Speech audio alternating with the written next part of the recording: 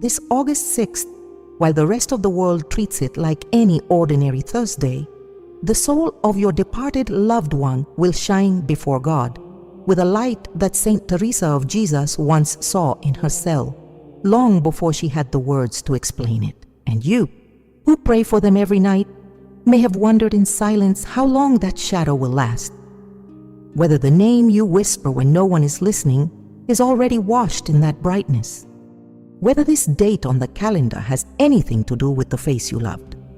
The answer is waiting on a mountain in Galilee, and in two departed souls who stood there speaking, shining, with names that are still prayed today.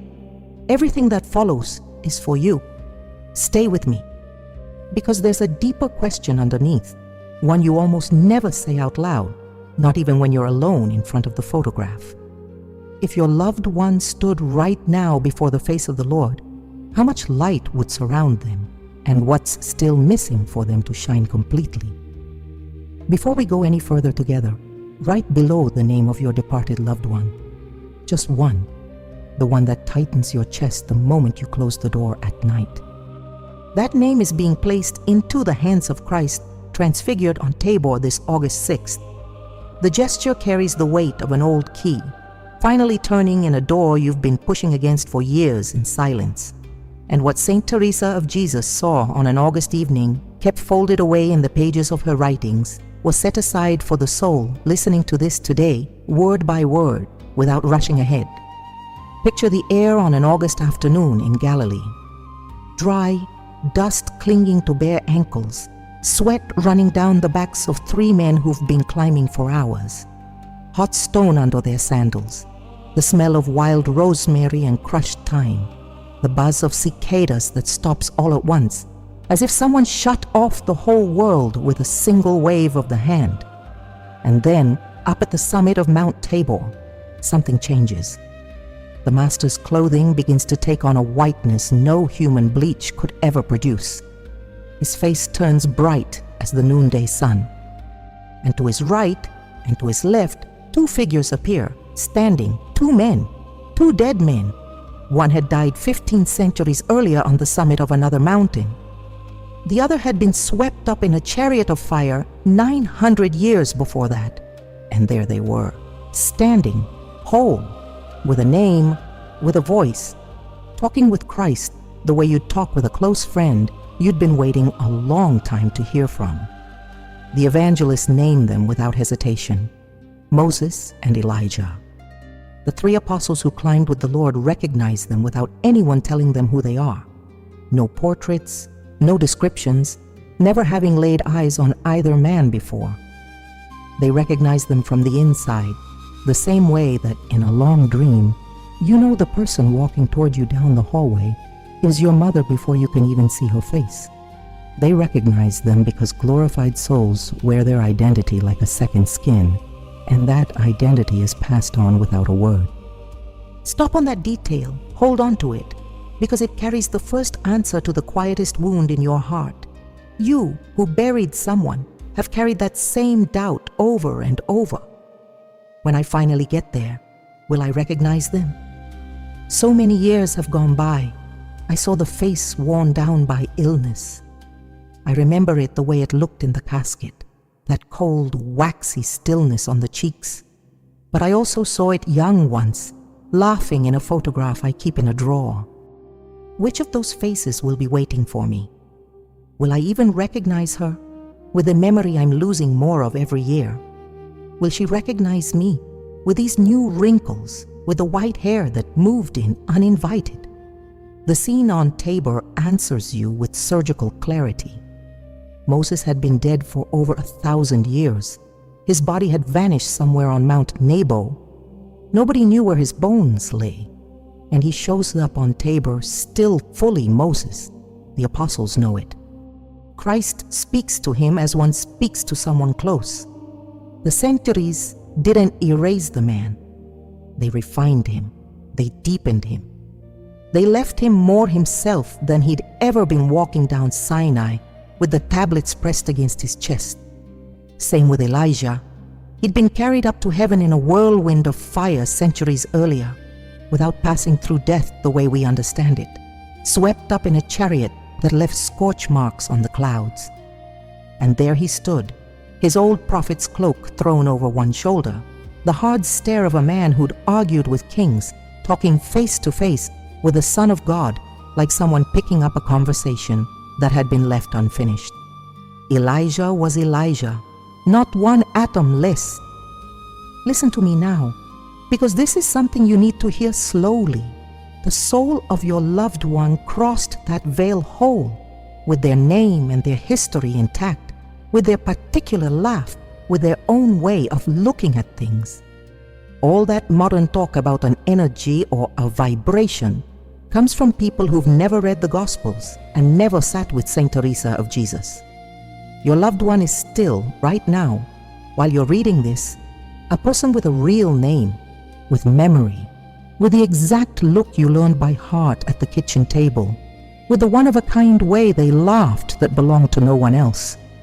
All of it is intact, amplified, lit from within, purified the way bread is purified in the oven, coming out with a golden crust. Saint Teresa of Jesus understood this firsthand. In the book of her life, she describes how, in certain visions, she saw souls already glorified and recognized them from within without needing any physical features at all. She writes with that clear-eyed sense she had, the sense of a convent woman who could tell a freshly made stew from a stale one. The soul of the blessed remains the very same person who lived on earth, with the personality that made them who they were, with every crooked inclination cleaned away, with the memory of every act of love received and given. Nothing good is lost. Nothing. Keep that seal inside you, because everything you're going to be able to ask for your loved one this August 6th grows out of it, with the trust of a child who knows exactly what she needs. And here's where the question plants itself, the one that's going to walk with you all the way to the end. If Moses and Elijah appear like this, shining, speaking completely themselves, why August 6th of all days?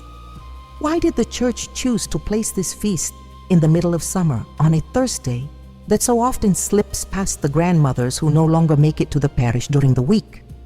What does August 6th have that no other day of the year has, for the soul still crying over a beloved loved one, still unsure whether that tear reaches anywhere at all? There's an answer hidden in the records of a 15th century pope and in a battle fought at the gates of Belgrade. You'll get to it in time. First, you need to climb the mountain twice more, once with Moses, once with Elijah, because each of the two men who stood beside Christ carries a hidden answer that the name you just wrote in the comments is waiting for. Moses died alone. Hear it plainly, without dressing it up. Chapter 34 of Deuteronomy tells it with a sobriety that cracks your chest open. When the Hebrew people were about to cross the Jordan and finally step into the promised land, God told Moses to climb Mount Nebo, to climb it by himself, to look out, with eyes worn down by 120 years, over the land he had walked 40 winters to reach and would never enter. And there, at the top of that forgotten mountain in Moab, Moses lay down and breathed his last. The sacred text says God himself buried him in the valley, across from Beth Peor, and that to this day, no one has ever found his grave. No one. Not the finest archaeologists in the world, not the oldest maps, not even the most zealous Jewish tradition. The body of the greatest man of the Old Testament was lost on purpose. And that disappearance is exactly the first sign this August 6th brings for you. Think about what runs through your own head. Think about the weight you carry when you drive past the cemetery and know you can't go in today. Think about the grave that's far away, in another country, another state, a town you can no longer travel to because of your age. Think even about the body that was cremated, the one that's now just an urn on a shelf. Think about the one lost in an accident, the one who died at sea, the one buried without a ceremony. Think about the headstone cracked open by sun and rain, the name on it almost impossible to read anymore. Think about the mass grave. Think about what you feel when someone asks where your loved one is buried and you have to look down because you don't actually know. All of that weighs on you. It weighs like a stone sewn into the lining of your coat for years. And sometimes you wonder if that neglect of the grave touches the soul of the one you loved. Whether the living forgetting means the dead go unsupported. Whether your loved one suffers somehow because no one cleans the cross anymore, because the flowers have turned to dust, because on the anniversary there's no one left to light a candle. The scene of Moses on Tabor answers you with the force of a gentle hammer. His body had been lost for over 1,000 years. No tribe of Israel could make a pilgrimage to his tomb. No rabbi knew exactly where to lay a stone. And yet Moses is right there at the summit, transfigured alongside Christ, shining next to Elijah, wearing the full identity of Moses like a cloak of light. His brightness on Tabor stayed untouched even with his tomb lost to history. Bones hidden centuries of forgetting behind him, and still his face held its full clarity. Still the glow lost none of its strength. Burn that truth into your memory. The brightness of your loved one's soul in heaven depends on God's mercy and on the love they planted while alive, not on the upkeep of a grave, not on the cemetery, not on whether the headstone stays standing or crumbles with the years. Your loved one shines because God looks after them, with or without a headstone, with or without flowers, with or without your Saturday visit. Let it go. Let it go completely. Let that weight drop to your kitchen floor, the way a stone falls when it no longer has any reason to stay with you. Saint Teresa of Jesus saw that same truth from another angle. In the book of her life, chapter 38, she recounts a vision she had of heaven. Her spirit was once lifted to a place where she saw people already in glory, and she understood clearly that being there depends on something entirely apart from earthly things. Neither the memory of the living, nor regular masses, nor a lasting reputation get the final word. What decides it is what the soul carried in its hands at the moment of death. Real love, firm faith, sincere repentance, communion with Christ. Saint Teresa of Jesus wrote it without flinching, with that plain-spoken pen of a Castilian woman who called bread bread and wine wine. In glory, whoever shines, shines from the inside, and that inner brightness pushes outward the way heat pushes out of a well-stoked oven. And here it's worth adding something delicate, something that's going to comfort you in a place you rarely admit to yourself.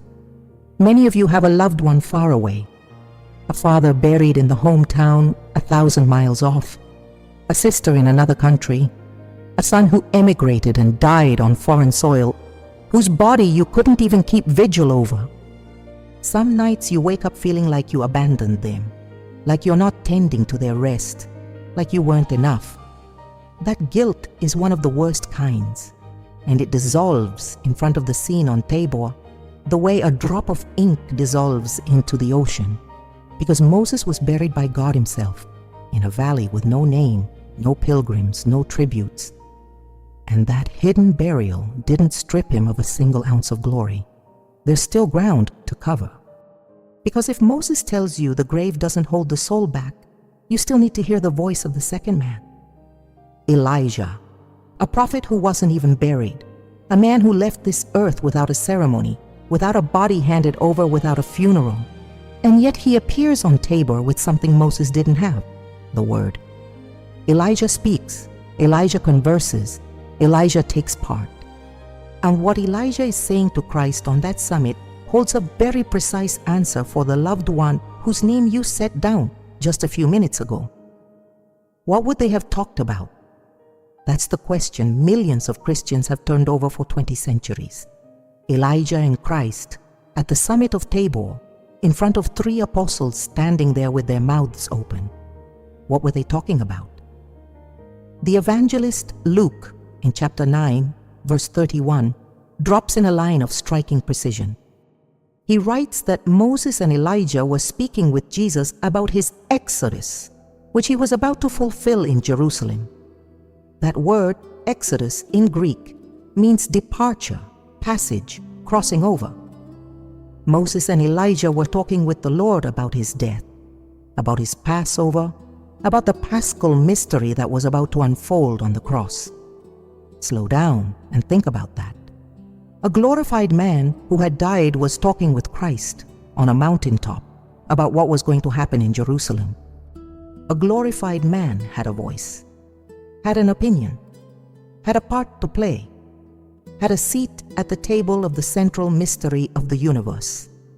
And he was helping the Son of God walk toward the cross, holding him up simply by being present, showing him the face of an earlier prophet who had also given his life for the message he carried. That means exactly what you're thinking. Glorified souls have a voice up there. They speak, they intercede, they take part in God's plan for the living. They are nowhere near that image of stone statues or motionless photographs pinned to the wall of eternity. Your loved one, whether already in glory or still being purified on the way there, has some kind of voice before the face of the Lord. And that voice is often looking out for you.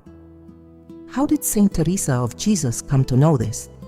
She tells it with that natural way she had, talking with God the way someone peels a potato. In the book of her life, chapters 38 and 39, she describes visions in which she saw people who had already died speaking to her about the state of their souls, asking her for specific prayers, thanking her for the masses offered on their behalf. A sober account, far from any sentimental flourish, written by a Carmelite who knew how to tell a genuine grace from a deception. And that same Carmelite testified, with the Church's later approval, that glorified souls communicate and go on loving. Stop here and open yourself to something that might surprise you. When you pray for your loved one, someone on the other side is listening. When you light a candle on the anniversary, that gesture reaches a real recipient. When you whisper your loved one's name in the silence before dawn, someone hears you. And if that someone is already in glory, they answer back too. They answer with prayer for you before the Lord. They answer with concrete intercession for whatever you're going through. They answer with that supernatural force Catholic theologians call the communion of saints, a very real thing, a law of the spiritual universe signed by Christ himself. And here's where the answer to your second question comes in, the one you've been carrying open since the beginning. Why August 6? Why does the Church open a particular window, on this feast especially, for departed souls and the ones who love them? Because this feast is the only one on the entire universal liturgical calendar that directly shows two glorified men standing beside Christ. There are plenty of Marian feasts, plenty of feasts for apostles, plenty of feasts for martyrs.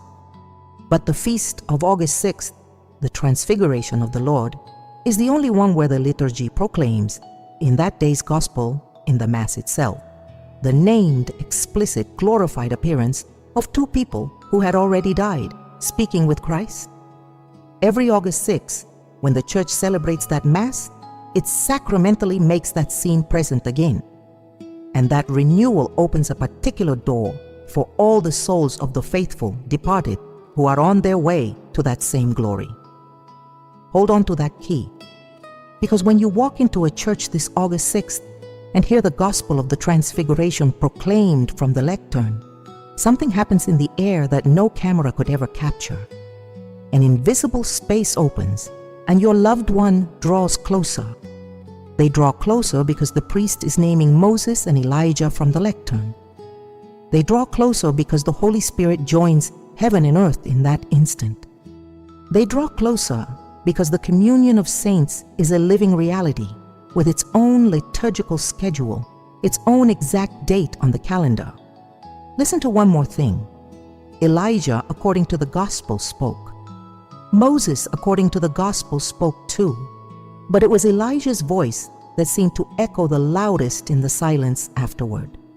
St. Mark and St. Matthew, describe the scene with a curious detail. The apostles, talking about the transfiguration afterward, mention Elijah first, as if that figure of the Carmel prophet was the one that stuck with them most. And there's a reason for that. In the tradition of the people of Israel, Elijah was the forerunner expected at the end of time. Malachi had announced it clearly in his final chapter. Elijah is the one who announces, the one who clears the way, the one who goes ahead. Apply that to yourself. Apply it with a first name and a last name. If your loved one is already in glory, right now they're also clearing a way before God for you. They're preparing your own crossing. They're announcing you to the Lord. They're saying in a voice with no sound, "Here comes one of mine. Watch over her. Carry her through what's left of the road."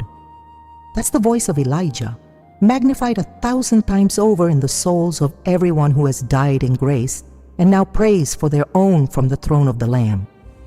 But there's still one more thing you need to see, one that has to do with how that brightness will actually be visible, what it will be made of, what qualities it carries, because heaven has a physics of its own, and the church fathers and the great theologians spelled out that physics with 4 specific words you need to know before August 6th arrives. 4 words, just 4. Theologians, following the thread St. Paul laid down in his first letter to the Corinthians, chapter 15, and building on it for centuries, spoke of 4 gifts the glorified body will receive at the final resurrection. They called them the endowments. 4 qualities God stamps onto the body of the blessed, already anticipated in some way in the glorified soul as it waits for the final resurrection. Impassibility, agility, subtlety, clarity. 4 words you need to tuck into the inside pocket of your soul, handled with the care of a small child before August 6th arrives. Let's start with the first one, impassibility. It means the glorified body no longer suffers. No cold, no hunger, no thirst, no exhaustion, no sickness, not the smallest physical discomfort. Think for a second about the face your loved one had in their final days. Think about the grimace of pain that pulled at their mouth when they were repositioned in bed. Think about the trembling hand reaching for the glass of water. Think about the shallow breathing, the sunken chest, the skin turning almost see-through. All of that is behind them now. All of it went out the instant the soul crossed over. And your loved one now, to whatever degree they already share in glory, is untouched by pain. They rest the way a child rests after a full day of running along the beach. The second gift is agility. It means the glorified body moves by thought alone. It goes wherever the soul wants to go, with no legs needed to drag it there. The risen Christ passed through locked doors. He appeared in Emmaus at the moment the bread was broken and vanished without a sound. He let Thomas touch him, and a moment later was somewhere else entirely. Applied to your loved one. Once their glorified body is fully reunited with their soul at the final resurrection, they'll be able to cross the whole of creation at the speed of a thought. And even now, while they wait for that final union in glory, their soul already moves with that same freedom. They are near you the instant you call out to them. No travel, no delay, no time in between. The third gift is subtlety. It means the glorified body, while still truly a body, is no longer bound by the ordinary laws of matter. It can pass through walls, it can move through stone, it can occupy a place without taking up space. The risen Christ entered the upper room while the doors stood locked out of fear of the authorities. Applied to your loved one, nothing in the physical world will ever again be a barrier for them once their glorified body is finally joined to their soul. And in heaven, while they wait for that union, no distance and no stretch of time separates them from the heart of God, or from yours. And now we come to the fourth, the one that shines brightest, the one that gives this August 6th its name. Clarity. This is where we touch the deepest part. Clarity means light, it means radiance. It means the body of the Blessed will shine with a light of its own from the inside, needing no sun, no lamp, nothing external at all. That light pours out from a soul united to God and passes through the whole body the way fire passes through iron heated red. Christ showed that clarity on Tabor. His clothes turned dazzling white, his face bright as the sun. And the apostles fell face down because that light was the very same light Isaiah had glimpsed in the temple, the same one Ezekiel described riding on the chariot of fire, the same one that filled the tent of meeting when Moses came down from Sinai. Now apply it.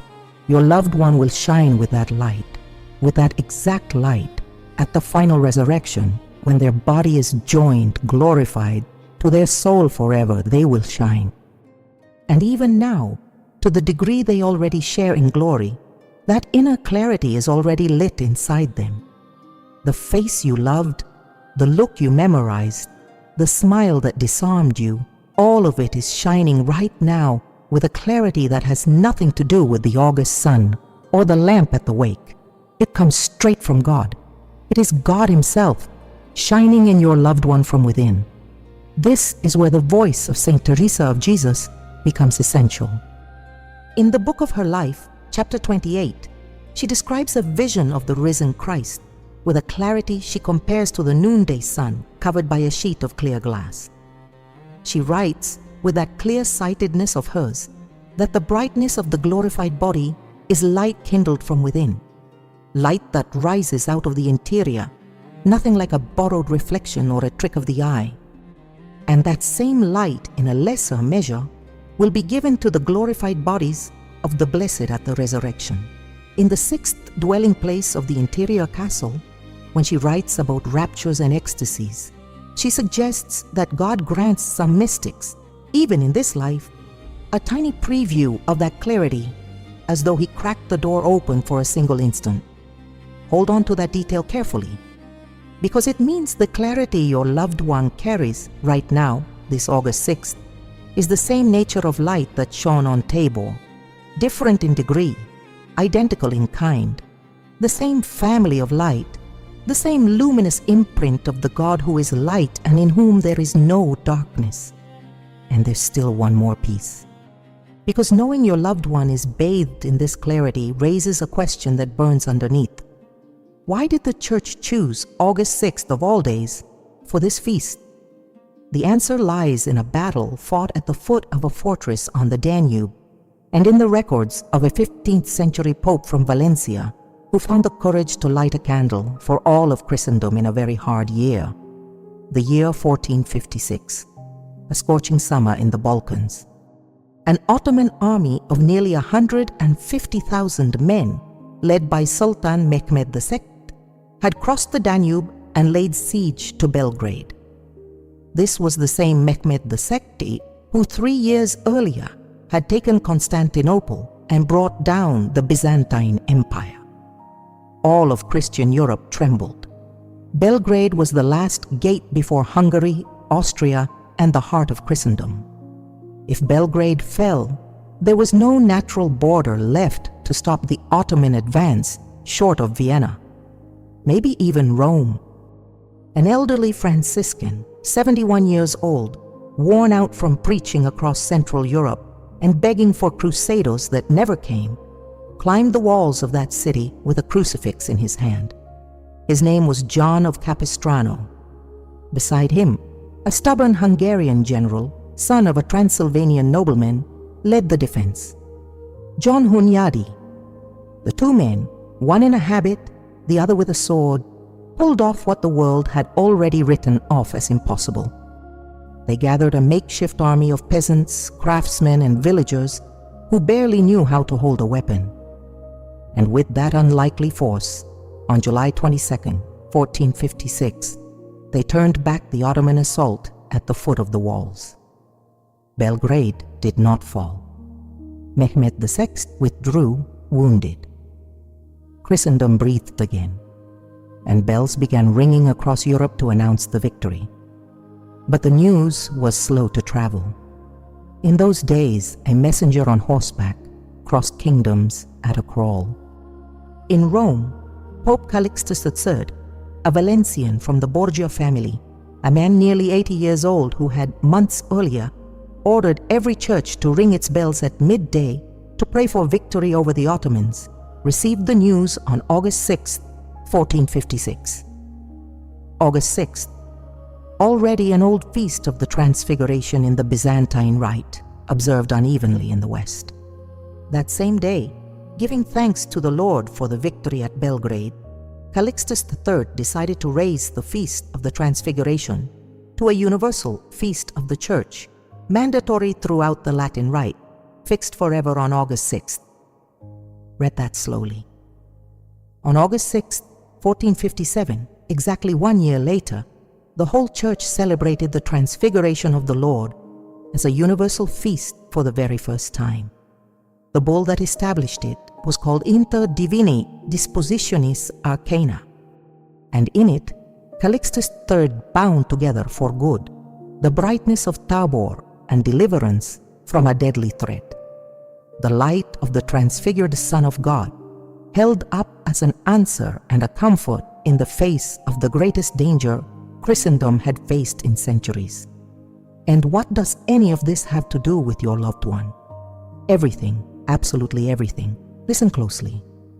The Church, guided by the Holy Spirit, doesn't pick dates by accident. When the Pope fixed this feast on August 6th, he wasn't only giving thanks for a military victory. He was sealing a far deeper spiritual reality. He was saying, with the full authority of the successor of Peter, that the light of Tabor is light that rescues, light that sets free, light that reaches into the darkest cells and opens them from the inside. And that light, every August 6th, pours out over every soul that still needs rescuing in some way. Now apply that to the souls in purgatory, to the souls still waiting, to those undergoing purification, to those who've spent years, maybe decades in earthly time, waiting to enter fully into the vision of God. Your loved one, if they're in that state, is waiting for exactly the kind of rescue that August 6 commemorates, and that day becomes a day of heavenly assault on their behalf. Just as Belgrade was freed by a makeshift army, your loved one can be moved further along the road to glory by a makeshift army of your prayers, the Mass you offer that day, the almsgiving done in their name, the saints united with you. Stop on this point. It's solid doctrine. The Catholic Church teaches plainly that the faithful can offer suffrages for the souls in purgatory. The Mass above all. Indulgences, prayers, almsgiving, works of mercy. And there are days when this kind of offering carries a particular fruitfulness. Anniversaries, the whole month of November, the great feasts of the Lord. The Transfiguration is one of those great feasts, and behind its historical origin is a concrete deliverance the Church set apart forever as a sign of every spiritual liberation God continues to work for souls. Here's a detail almost no one knows. In many Eastern Rite churches, even today, the first grapes of the harvest are blessed on August 6th. They're brought to the church, blessed before the altar, shared afterward among the faithful. That blessed grape is a sign of ripened fruit, the cluster that reached its fullness after a year of sun and rain. It's a sign of the blessed soul, matured through suffering and grace, ready for the hand of the Lord. When you walk into any Catholic parish on August 6th, you step into a space that echoes with the victory at Belgrade, with the Transfiguration on Tabor, with the promise that your loved one will be gathered in as ripe fruit, in season, exactly as they should be. There's still more. Something that happens only on this day of the year, having to do with 3 veils that fall away during the Mass of the Transfiguration. 3 veils standing between your heart and the direct brightness of your loved one. 3 veils Moses knew inside and out, and that Saint Teresa of Jesus described with an embroiderer's precision in the 6th dwelling place of the interior castle. You're about to learn what they are, You're about to learn how they fall, and you're about to learn what's left for you to do to help them fall. Open your ears wide, because you're about to hear something rarely explained from the lectern. Read it with the same attention your grandmother gave to letters from a son at war. Exodus chapter 34. Moses comes down from Mount Sinai carrying the tablets of the law. He'd spent 40 days talking with the Lord face to face, the way a man talks with his friend. And when he comes down, without even realizing it himself, the skin of his face is radiant, glowing, reflecting something of the glory he'd just witnessed. The Israelites, seeing his face like that, are afraid and pull back. And then Moses does something Scripture records in exquisite detail.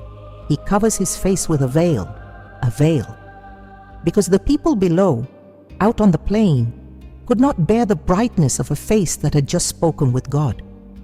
A veil between the brightness and the human eye, one that only came down when Moses went back into the tent of meeting to speak with the Lord again. Only then, in that moment, would the veil come off and the face show itself as it truly was. Listen to me.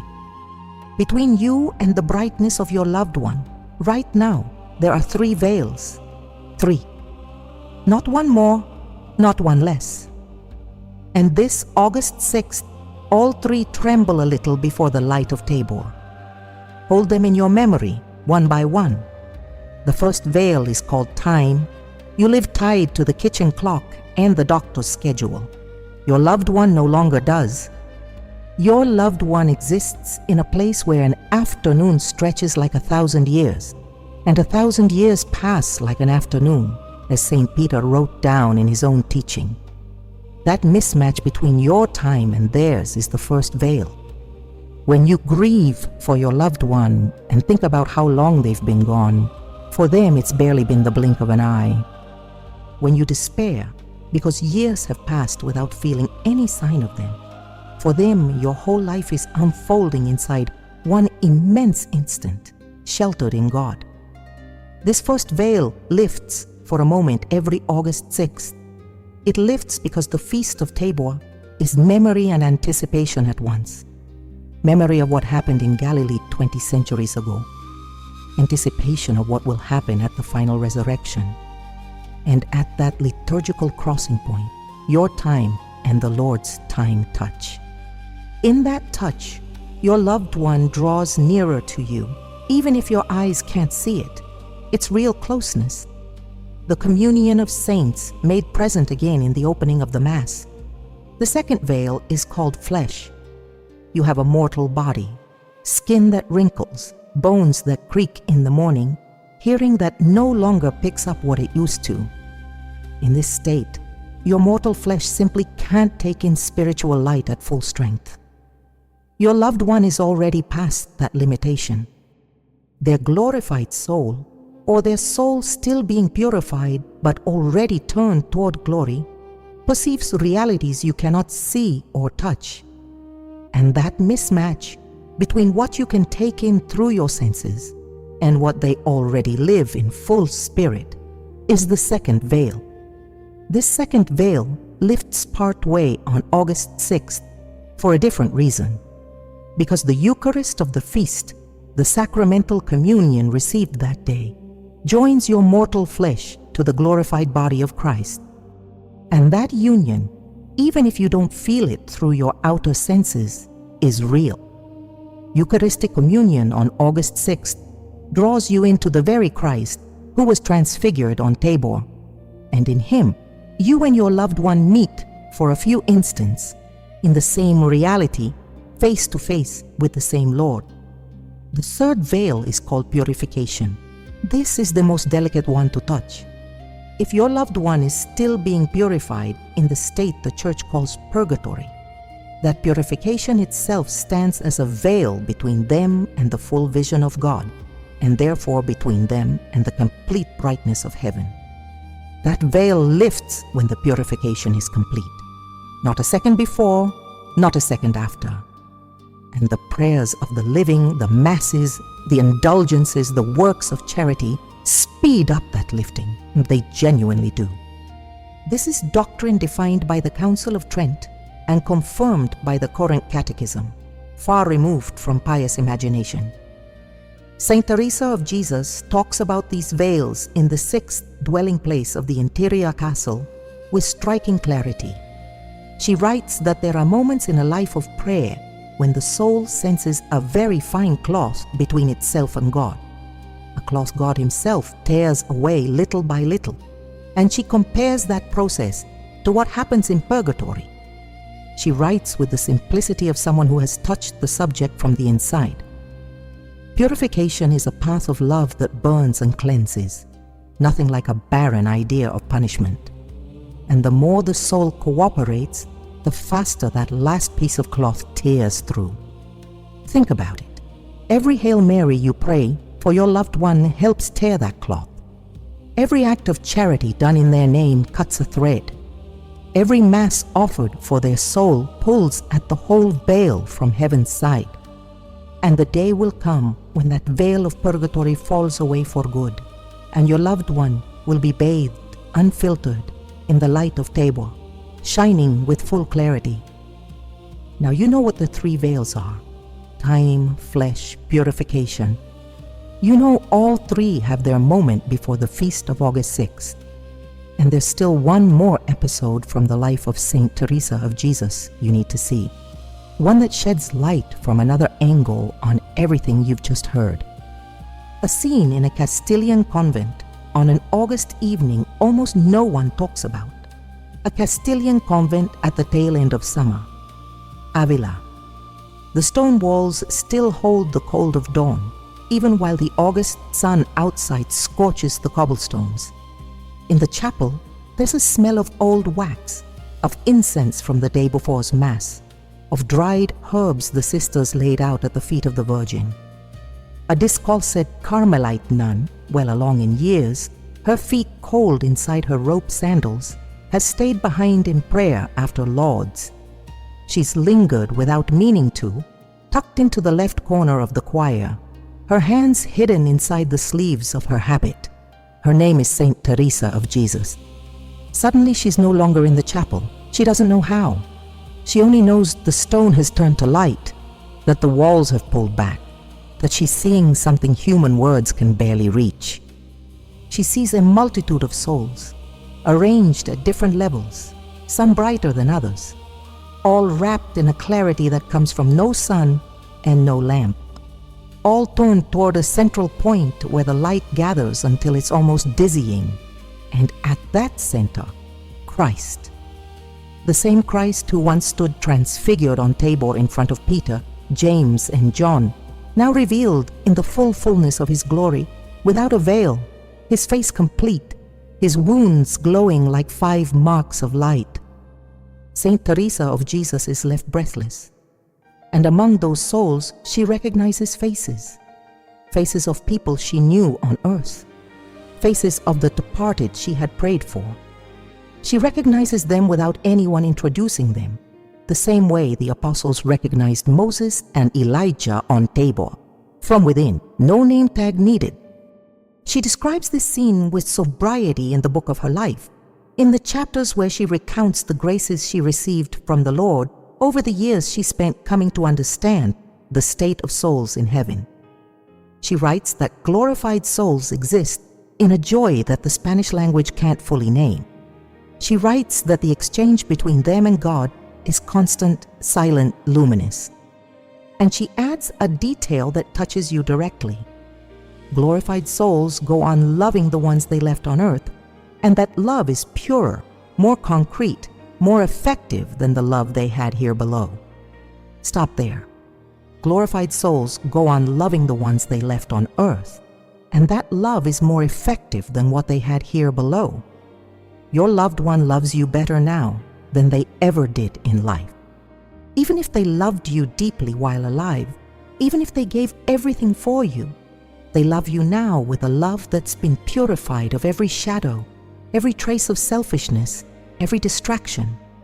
They love you the way God loves you, sharing in that divine love with the full strength their soul is able to hold. And that love turns into concrete intercession for you, into invisible care, into a silent companionship on the nights you think you're alone. Saint Teresa of Jesus also describes something you need to hear precisely. She saw that souls in heaven carry different degrees of clarity, different degrees of brightness. Some are like stars of the first magnitude. Others are quieter lights, though no less blessed. That difference depends on the love with which each soul responded to grace while alive. St. Paul said as much earlier, in his first letter to the Corinthians, chapter 15, when he wrote that the sun has one kind of glory, the moon another, the stars another still, and that star differs from star in brightness. The Church took up that text, and the Council of Florence in 1439 defined clearly that heaven holds different degrees of glory according to merit.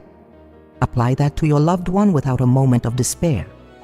If they responded generously to the grace they received, if they suffered with patience, if they truly loved the people around them, if they forgave the wrongs done to them, if they received communion in faith, if they faced their final illness with hope, their brightness in heaven is high, very high, higher than you imagine when you remember them with your heart clenched tight. And that brightness keeps growing with the prayers you offer for them, because even souls already among the blessed receive an accidental increase of glory from the suffrages that masses and prayers from earth apply to them. Close your eyes for a moment. Picture your loved one now, in heaven or on their final way there, wearing the face you loved. Picture that face bathed in the clarity of Tabor. Picture the clear gaze, no tears, no exhaustion, no pain. Picture the mouth that used to laugh when you were together, now open in a song that never stops. And know this: the picture forming in your mind right now is a devout approximation of a reality far greater than any fantasy could hold. The moment you close your own eyes for the last time on this earth, you'll see it with your own glorified eyes. Saint Teresa of Jesus died on October the 4th, 1582, late in the night, after receiving communion in tears and speaking a line her sisters kept and wrote down. At last, I die a daughter of the Church. The light she saw that August evening in the Castilian convent wrapped around her when she died, and it wraps around your loved one now if they died in grace. And it will wrap around you too when your hour comes. There's still one more piece left, the most practical one of all. Because now you know what happens in heaven, you know what August 6 means. You know what the 3 veils do in the presence of the Transfiguration. What's left is knowing what you should do before the bells of that feast start ringing. Come here. Sit beside me for a moment. Set the kitchen towel down on the table. Set down the remote and the phone with all its unread messages too. Let's talk like you and I are sitting face to face. 2 cups of coffee between our hands, the afternoon settling slowly outside the window. Listen to me. 3 things, only 3. And then you let go of my hand. You get up and you go back to your day at peace. Here's the first thing. Find a Mass for August 6th itself. Look for it today, right now, while you're listening to me. Get out the paper where you keep your parish schedule, or check the diocese website, or call the parish office. Find any Mass being offered on August 6th, morning or evening, and pencil it into the kitchen calendar. When you get to church, hand the priest a written intention. Write it in your own hand on a small folded piece of paper. Have it say, "For the soul of name, this August 6th at the Mass of the Transfiguration." Leave it in the sacristy, or hand it to him directly when you see him. If you're able to offer a stipend, offer one. If you can't, it doesn't matter. The priest will accept it just the same, because the Church teaches that a Mass can be offered for any intention, with or without a stipend, and that the effect of that Mass applied to your loved one is real in itself. A Mass offered specifically for them on August 6th carries a special fruitfulness. It's the Siege of Belgrade replayed in another key on their behalf on that exact day. Here's the second thing. Set aside 15 minutes on August 6th whenever works best for you that day, to climb Tabor in your mind. Just 15 minutes. You don't even need to be in a church. You can do it sitting in your backyard, looking at the flower pots, in bed, after the rosary, sitting by the stove while the pot simmers on low. The place doesn't matter. What matters is that you close your eyes and picture yourself climbing with Peter, James, and John behind the Lord. Hear the cicadas, smell the rosemary. Feel the hot stone under your sandal. And when you reach the summit, look. Look at Christ transfigured. Look at Moses and Elijah beside him. And in that moment, say your loved one's name in your mind, one name or several, and place that figure, that face, that gaze among the figures on Tabor, as if the Lord had made room for them there, even if it's only for one instant of your prayer. God takes that instant, purifies it, and returns it to the soul of your loved one as comfort. Saint Teresa of Jesus called this kind of prayer recollection, and in the way of perfection, she said that 15 minutes spent well in the Lord's presence is worth more than many hours of distracted prayer. Here's the third thing, and open your heart to receive it, because it's the humblest one and the most powerful. Learn a 3-line prayer by heart, just 3 lines. Say it at any point on August 6th, as many times as you feel moved to, and keep it close to your soul for the weeks after, until the next anniversary calls you back to the parish. This is the prayer. Lord Jesus Christ, transfigured on Tabor before Moses and Elijah, I bring before you today the soul of name, that you may wrap them in your light. Spread over them the clarity of your face, and open wide for them the gate of heaven. Mary, Mother of Light, pray for them and for me. 3 lines, nothing more. Learn them at the same unhurried pace you'd learn a childhood song, and carry them with you on August 6th and the days that follow. Now hear this last part. These 3 things, done together, matter more than many scattered gestures spread across the year. The reason lies in the feast itself. August 6th carries its own liturgy, one that gathers up and amplifies every gesture straight from the heart of the Church. It's like watering a plant that's already gone days thirsty. The same water produces far more fruit at exactly the right moment than it would at any other time of day. That same prayer for your loved one, offered on the day of the Transfiguration, produces an effect in their soul the Church once compared to the dew of Mount Hermon. Dew that comes down and soaks in. Dew that reaches all the way to the root. And I want to say one more thing before I let go of your hand. Don't worry if August 6 slips by and you miss any of this. If you're sick, if you can't leave the house, if you end up alone with no way to get to Mass, it's enough to say the 3-line prayer from your bed. It's enough to whisper a simple, Lord, remember the soul of name, while looking at the crucifix on the wall. God measures the effort by the love with which you opened your chest, far more than by the miles you were able to walk. And your chest, with your loved one's name written inside it, is the purest offering God can receive that August 6th. Here ends what we needed to look at together before the feast. Keep it close. Carry it up to Tabor with you. And rest tonight, knowing your loved one already knows all of this.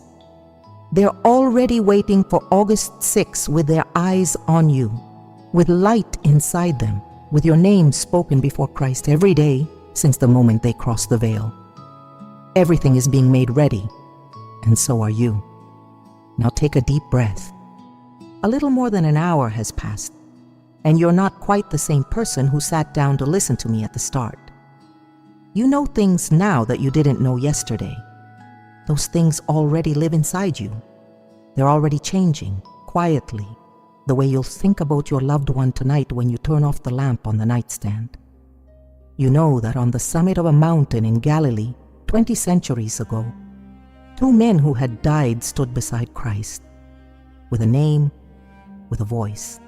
That scene, kept alive by 3 apostles across the silence of the years, is the cleanest scriptural proof that your loved one still holds their complete identity right now before God. You know that God buried Moses in a valley with no name, and Moses still shows up glorified. So a distant grave and a worn-away headstone can't take a single grain of light from your loved one. You know Elijah had a voice on Tabor, and that's why your loved one in glory intercedes for you at the very moment you can barely remember to pray for them. You know there are 4 gifts of the glorified body, and that clarity is light kindled from within, the same family of light that shone on Tabor. You know why the church placed this feast on August 6th and what a pope from Valencia had to do with the victory at Belgrade over the Sultan. You know there are 3 veils between your heart and the full brightness of your loved one. You know how they fall and what's left for you to do. A mass offered that day, 15 minutes climbing Tabor in your mind, a 3-line prayer. And you know that Saint Teresa of Jesus, with cold feet in a chapel in Avila, saw with her own eyes what you now carry inside you like an ember wrapped in ash. This already belongs to you. No one can take it away. It's etched into your chest, right next to the name you wrote earlier in the comments, next to the photograph in the nightstand drawer, next to the memory of the last embrace. And it's going to stay with you this August 6th and every day you have left on this earth. And now I want to ask you for one thing, just one. Before you get up from your chair, before you turn off your phone, before you go back to your day, stay with me 3 minutes longer, because there's still a part that only opens to the souls who've made it all the way here whole, without skipping ahead, without leaving anything out. And you are one of those souls. Listen to me. There's something Saint Teresa of Jesus wrote down that has stayed with me ever since I found it. Something about the exact moment your loved one entered into joy, and about the concrete signs God sometimes allows here below, so you can know it without needing to see any apparition. Signs almost no one knows how to read. Signs many women like you have received and dismissed, thinking it was only their imagination. And those signs had names of their own. They were letters. They were kisses sent from the other side. They were caresses from a soul already living in light. There's another piece too, one tied to a date coming up very soon, one directly connected to everything we've covered about the feast of August 6th and the memory of souls already in glory. A date the church has held with tenderness for over 1,000 years, one your loved one knows better than you do now because they're living it from the other side. Something happens on that date you need to know about, something that's going to touch you very closely. And there's more. There's a question almost every devout woman asks herself sooner or later, one she doesn't even dare bring to confession. A question about what happens in the exact instant of death, when the soul crosses over and hasn't yet reached judgment, a subject rarely discussed, precisely because it's the most intimate one there is. Saint Teresa of Jesus left behind, in the book of her life and in some of her surviving letters, very specific accounts of that transition, of what the soul hears, of what it sees, of who comes out to meet it, of the first words it hears once the silence of this world ends and the sound of heaven begins. And I'm going to share all of it with you with the same plainness I've used all afternoon. No scholarly filters, no decoration, word for word, like someone striking a match in the dark so a child can find her way to her room. All of that is waiting for you. It's ready. It's set aside, especially for the soul that made it all the way here with an open heart, asking for nothing in return. You are that soul. Your loved one knows it too. And they want, with everything in them, for you to keep going, for you not to leave the handkerchief half folded on the table. Let things unfold the way God is arranging them. Let the next word you hear find you with a child's openness, hands unclenched, no anxiety, no rush. I'll be on the other side, waiting for you with the handkerchief folded on the table in case the tears come back. and they do come back. I know they do. And I know too that every tear you shed for your loved one is holy water before the throne of the Lord. If anything you've heard this afternoon has reached some sleeping corner of you, if it felt like a friend speaking close to your ear rather than a distant voice on the radio, if you sensed Saint Teresa of Jesus draw near at some point and take your hand, let that thread keep going. Let it continue. Let the next conversation pick up exactly where this one leaves off. No pause, no break, like walking from one room into the next down a lit hallway. And also, if you know another woman carrying the weight of a beloved loved one inside her and not saying a word about it, think of her for a second. Think about whether God has given you today something she needs too. A bridge, a message, a comfort. Sometimes the greatest kindness you can offer a widowed friend, a grieving sister, a neighbor who lost a child, is bringing them a voice that says it gently. That voice can travel through you today. It can reach her through your hands. Don't lose that thread. Hold on to all of it for what's coming. And now I say goodbye to you the way a friend says goodbye at the front door, house keys pressed in her hand, certain that tomorrow we'll see each other again. This has been a good while together, a deep one. A while in which we climbed Tabor together without ever leaving your kitchen, without spending a drop of gas in the car. Go in peace. Rest tonight the way you rest when someone has been holding your hand for a while. When you close your eyes, let the last image be the light of Tabor wrapped around your loved one, and let the first word tomorrow be the name you wrote at the start of this afternoon, spoken like a silent kiss before the crucifix in your room. Saint Teresa of Jesus wrote in one of her most beloved poems the line, "Carmelites still pray every night before bed," the one that begins, "Let nothing disturb you, let nothing frighten you, all things pass.